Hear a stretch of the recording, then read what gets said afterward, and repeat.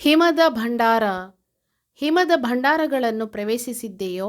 ಯೋಬ 38:23. ಈ ಮೂಲಕ ವಾಕ್ಯದಿಂದ ಹಿಮದಲ್ಲಿ ಭಂಡಾರಗಳಿವೆ ಎಂದು ತಿಳಿದುಬರುತ್ತದೆ. ದೇವರ ವಾಕ್ಯದಲ್ಲಿ ಹಿಮವು ಶುದ್ಧತೆಗೆ ಹೋಲಿಕೆಯಾಗಿದೆ. ನಿಮ್ಮ ಪಾಪಗಳು ಕಡುಕೆಂಪಾಗಿದ್ದರೂ ಹಿಮದ ಹಾಗೆ ಬಿಳುಪಾಗುವವು. ಯೆಶಾಯ 1:18. ನನ್ನನ್ನು ತೊಳೆ, ಆಗ ಹಿಮಕ್ಕಿಂತಲೂ ಬೆಳ್ಳಗಾಗುವೆನು.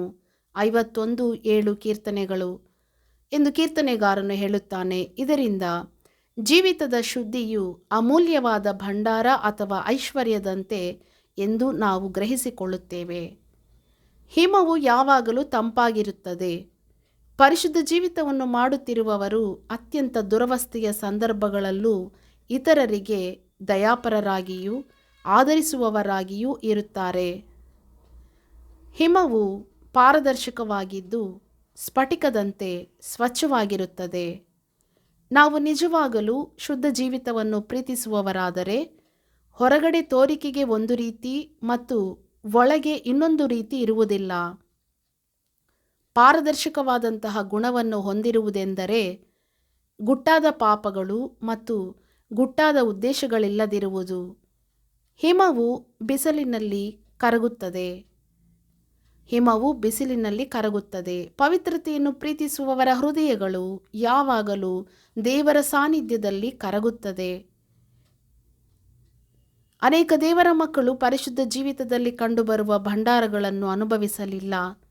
ಇದನ್ನು ದಯವಿಟ್ಟು ಗಮನಿಸು. ದೇವರು ಯೋಬನನ್ನು ಭಂಡಾರವು ನಿನ್ನೊಳಗೆ ಪ್ರವೇಶಿಸಿದೆಯೋ ಎಂದಲ್ಲ, ನೀನು ಭಂಡಾರಗಳನ್ನು ಪ್ರವೇಶಿಸಿದೆಯೋ ಎಂದು ಪ್ರಶ್ನಿಸಿದನು.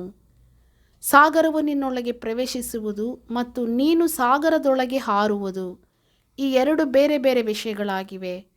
ಅದೇ ರೀತಿಯಾಗಿ ಪರಿಶುದ್ಧತೆ ನಿನ್ನೊಳಗೆ ಪ್ರವೇಶಿಸುವುದಕ್ಕೂ ನೀನು ಪರಿಶುದ್ಧತೆಯೊಳಗೆ ಪ್ರವೇಶಿಸುವುದಕ್ಕೂ ವ್ಯತ್ಯಾಸವಿದೆ. ನೀನು ದೇವರ ಪರಿಶುದ್ಧತೆಯೊಳಗೆ ಪ್ರವೇಶಿಸಿದಾಗ ನೀನು ದೇವರ ಪರಿಶುದ್ಧತೆಯ ಸಾಗರದೊಳಗಿರುವಿ ಮತ್ತು ಆ ಸಾಗರವು ನಿನ್ನನ್ನು ಸುತ್ತುವರೆದು ನಿನ್ನನ್ನು ಆವರಿಸಿ ನಿನಗೆ ಪೂರ್ಣ ಆನಂದವನ್ನು ಕೊಡುತ್ತದೆ. ದೇವರು ನಿನ್ನನ್ನು ತನ್ನ ವಶಕ್ಕೆ ತೆಗೆದುಕೊಳ್ಳುವಂಥದ್ದೇ ಹೊರತು ನೀನು ದೇವರನ್ನು ವಶಕ್ಕೆ ತೆಗೆದುಕೊಳ್ಳುವುದಿಲ್ಲ.